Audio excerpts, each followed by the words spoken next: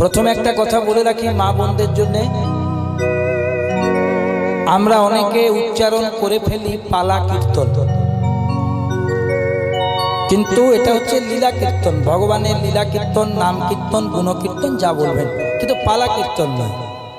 কারণ ভাগবত কি বলছে দেখুন, শ্রীকৃষ্ণের যতেক লীলা সর্বোত্তম নরলীলা, শ্রীকৃষ্ণের যতেক খেলা সর্বোত্তম নরলীলা, নর গোপু তাহার স্বরূপ। গৌপ বেশ বেণুকর নব কিশোর নটবর, নরলীলা হয় তাহার অনুরূপ। তাহলে ভাগবতে একদম পরিষ্কার করে বলছেন শ্রীকৃষ্ণের যতেক খেলা বা শ্রীকৃষ্ণের যতেক লীলা। বললো কি যে শ্রীকৃষ্ণের যতেক পালা, তাহলে আমরা লীলা কীর্তন বলবো। তবে দেখুন, লীলা কীর্তন শুরু করতে গেলে প্রথমে একটা নিয়ম আছে। প্রথমে প্রত্যেক কীর্তনিয়াদেরকে একটা ছোট্ট, কম সময়ের মধ্যে হলে, ওটা অনেক বড় গান তো, কম সময়ের মধ্যে হলেও একটা 28 মাত্রার সোম তাল গাইতে হয়।